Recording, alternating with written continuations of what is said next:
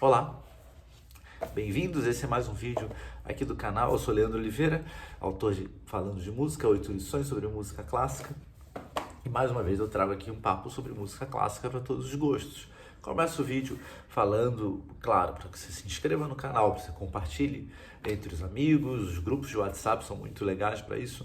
E, eventualmente, também, claro, estude as formas de colaborar com o canal, colaborar financeiramente com o canal. Tem aqui embaixo tanto o site onde você pode participar com cartão de crédito, de modo regular, ou se programar por um Pix. Também tem aqui as referências abaixo. Isso tudo vai ajudar, vai estimular a produção e, claro, ajudar a melhorar toda a edição dos vídeos e todo o trabalho que a gente realiza aqui para música clássica em língua portuguesa, gratuitamente, nas redes sociais. Hoje eu começo uma série de 6 vídeos. 6 vídeos? 6 vídeos, sim. Falando de compositoras. A ideia é trazer, na verdade, um enfoque a esse tema na verdade, tão estimulante quanto controverso atualmente, chamado mulheres na música. Você já deve ter se dado conta dessa condição muito peculiar que é a da participação das mulheres no universo da música clássica. Aliás, uma condição particular muito explicitamente contaminada por dilemas que estão para além do universo da música clássica, né? Dilemas sociológicos mesmo. Há não muito tempo atrás, instituições importantes, como por exemplo a Filarmônica de Viena ou a Filarmônica de Berlim, não assumiam mulheres no seu corpo de artistas. Imaginem vocês o nível da misoginia, né, e que de fato imperava. Eu estou falando não muito tempo atrás, assim, Filarmônica de Berlim, década de 70, Filarmônica de Viena, virada do século XXI. A primeira mulher que entra como funcionária, como musicista da Filarmônica de Viena faz 15 anos. Isso evidentemente é muito dramático, isso evidentemente é um condicionante importante para a gente entender não só parte da economia e da ecologia da música clássica, mas também para entender a historiografia dessa música clássica, para a gente entender um pouco do que está passando nas narrativas que constituem um pouco o universo, esse universo tão múltiplo, tão estimulante, ao mesmo tempo, ao que parece, nesse sentido específico, tão preconceituoso. A ideia aqui é a gente falar desse elo da cadeia criativa, que eu arrisco dizer talvez seja o menos privilegiado, que é o das criadoras de música, as compositoras. É o menos privilegiado porque todo mundo sabe aqui. Claro, existem esses casos que se tornaram excêntricos no século XXI, de algumas instituições de prestígio que não aceitam mulheres, mas sim, nós vemos mulheres tocando nas orquestras sinfônicas já há algum tempo. Claro, nós temos muitas solistas mulheres, muitas, inúmeras. Eu arrisco dizer que tem mais solistas, boas solistas mulheres que homens hoje em dia, né? E entre elas grandes estrelas, talvez as maiores estrelas do universo clássico hoje sejam mulheres. Anna Netrebko, Martha Argerich, Yuja Wang. A gente está falando de pessoas extraordinárias, artistas extraordinárias e inequivocamente influentes, inequivocamente importantes. Então, entre solistas, entre musicistas, objetivamente, embora a gente tenha que discutir questões, digamos, talvez de escopo, de participação proporcional, o fato é que há uma presença inegável. Quando a gente fala de maestras, aí talvez a questão tenha se tornado um pouco mais intensa.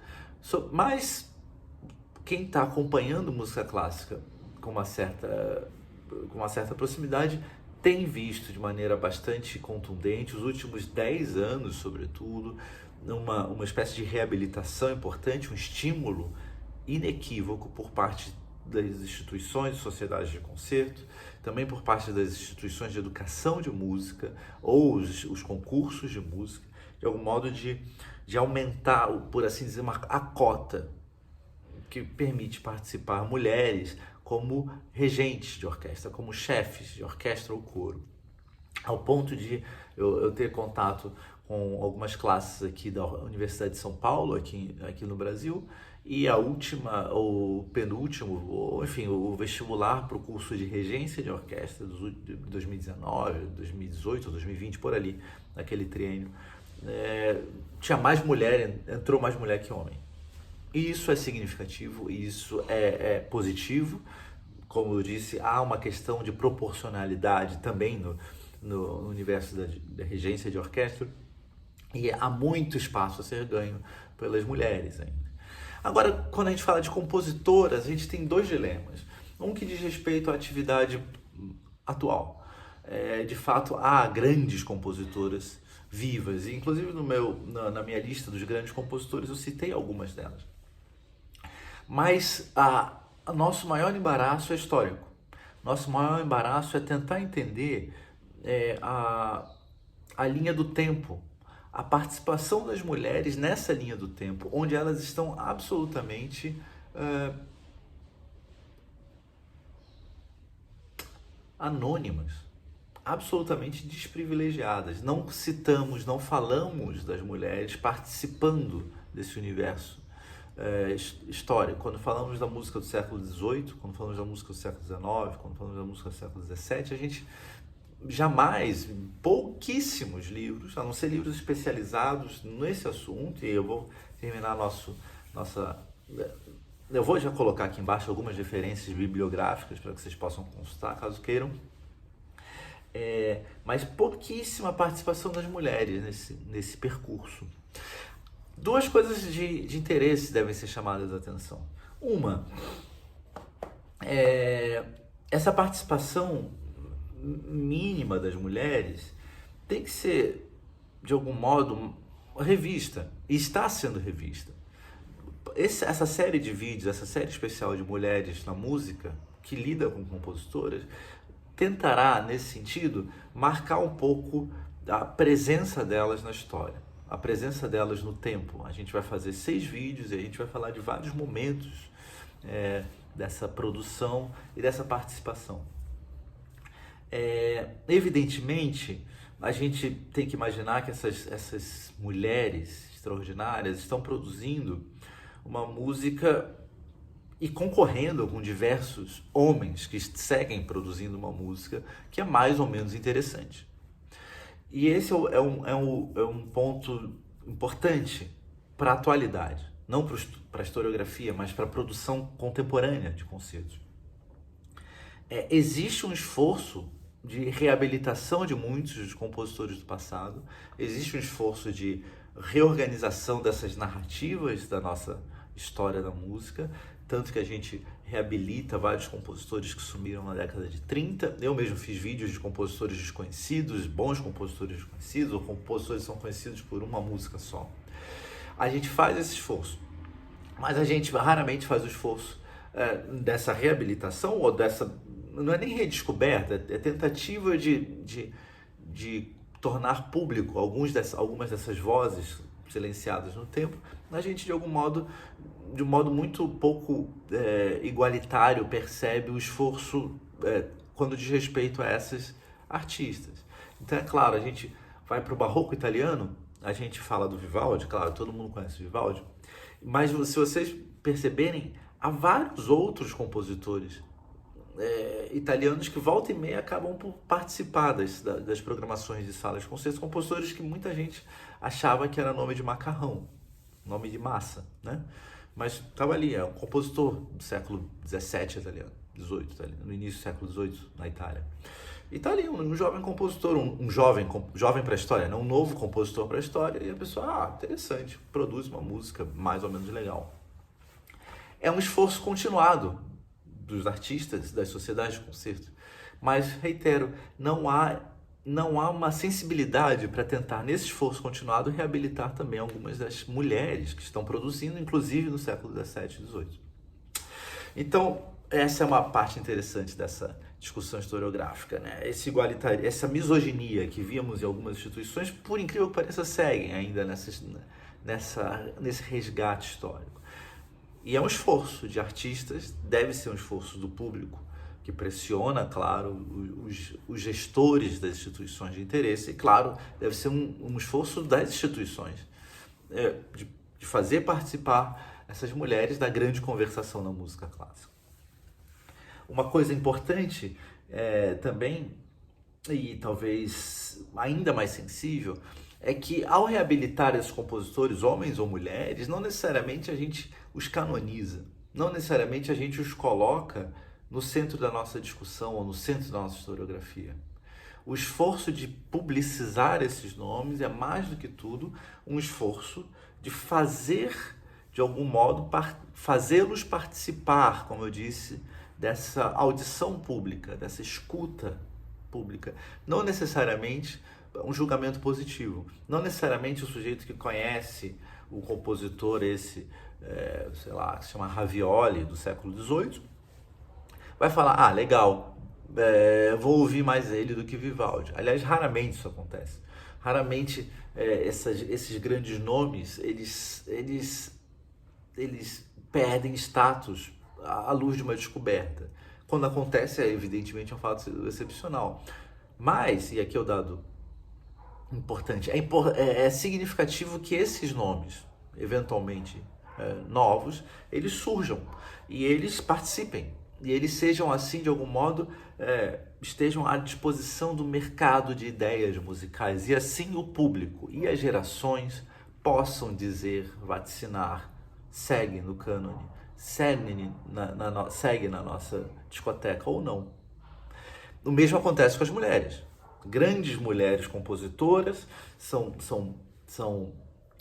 fazem parte da história da música. Não necessariamente todas são incríveis. Não necessariamente todas, de fato, estão num nível altíssimo ao ponto de poder conversar com as grandes obras de Schumann ou as grandes obras de Beethoven. Mas se a gente não as conhece, vai ser muito difícil poder ajuizá-las, poder julgá-las como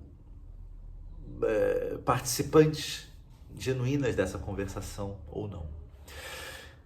Para encerrar esse vídeo, e logo em seguida a gente vai no próximo vídeo, que esse já está um pouco longo, mas no próximo vídeo eu começo a falar dessas compositoras. Para encerrar, eu preciso dizer, eu fiz um curso no início de 2018 sobre grandes compositoras. A discussão ali lidava com 8 grandes compositoras, que seguia até os tempos de hoje. Eu fiz esse curso para os meus fóruns privados e foi um curso que eu estava revendo para montar essa série, e é extraordinário perceber a quantidade de descobertas que de 2018 até hoje é possível ter. A mesma bibliografia técnica, musicológica, que eu tive acesso em 2018, em 3 anos, em 4 anos, mudou muito. Hoje nós temos acesso a muitos nomes. De modo a reabilitação dessas grandes compositoras na história tem acontecido de modo muito, muito efervescente. É importante que a gente esteja antenado mesmo, antenado musicologicamente, tecnicamente, antenado comercialmente, para entender os movimentos que estão sendo feitos, sobretudo nos Estados Unidos, mas também na Europa, eventualmente no mercado dos festivais de música nova e tudo mais. E aqui o outro ponto importante, a gente vai fazer uma curadoria dessa série, que é uma curadoria histórica. Eu vou falar de compositoras do passado, e eu vou, de modo deliberado, encerrar a nossa discussão com compositoras que nasceram até 1950, até a primeira metade do século passado. Portanto, eu quero, na verdade, e serão 25 ou 26 compositoras, a quem eu vou fazer referência, todas de bom nível. Eu não vou pegar as eventuais compositoras, eu vou até comentar isso mais para frente, aquelas que fazem peças de ocasião, fazem peças menores, figuras que, claro, participam da história, mas não são de fato figuras relevantes, não. Eu vou falar de grandes compositoras que estavam a seu tempo produzindo publicamente sinfonias, óperas, grandes oratórios, vendo essas peças serem encenadas, recebendo críticas, recebendo julgamento dos seus pares. Exatamente, figuras que a gente nunca ouviu falar, eventualmente, mas que são, sim, figuras que a seu tempo tiveram espaço público. Vai ser uma série nesse sentido, que eu imagino, de uma descoberta grande para vocês, tal qual foi uma descoberta para mim. Na verdade, como eu disse, de 2018 até agora, e eu passei esse último mês fazendo essa pesquisa para essa série de vídeos, é embaraçoso a quantidade de nomes de qualidade e de obras. Aliás, desses 26 nomes, tem 2 nomes que eu imediatamente reconfigurei, fizeram reconfigurar o panorama do que eu considero a grande música do nosso tempo, por exemplo. Pra vocês terem uma ideia, nomes assim, que mudaram minha percepção do que é uma boa música clássica contemporânea. Assim, nomes que hoje, se eu tivesse que fazer o vídeo dos grandes nomes contemporâneos, eu colocaria nesse nível de redescoberta que eu estou dizendo. De qualquer modo, a ideia aqui é um inventário histórico, então eu vou pegar desde o século XVII e a gente vai elencar esses nomes que produziram coisas de altíssima qualidade. O catálogo ainda, por vezes, está por ser totalmente descoberto, sobretudo as compositoras do século XVII, XVIII e início do XIX, mas eu vou deixar links para que vocês sigam a investigação, eventualmente tragam para mim os resultados dessa investigação e para que assim a gente possa, de algum modo, estimular uma conversa um pouquinho mais consistente, um pouquinho mais relevante, de fato um pouquinho mais transformadora da ideia de mulheres na música. Uma ideia que, eu arrisco dizer, ainda está sendo pessimamente pautada em países de língua portuguesa, em países como o Brasil ou Portugal, por exemplo. Ok? Então acompanhe aqui, os vídeos seguirão a nossa pauta do Falando de Música, 2 por semana.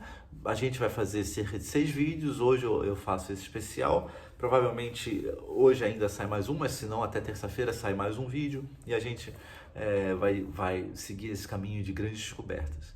Acompanhe o canal, mais uma vez se inscreva, compartilhe e assim vamos nesse papo sobre música clássica para todos os gostos. Muito obrigado e até a próxima.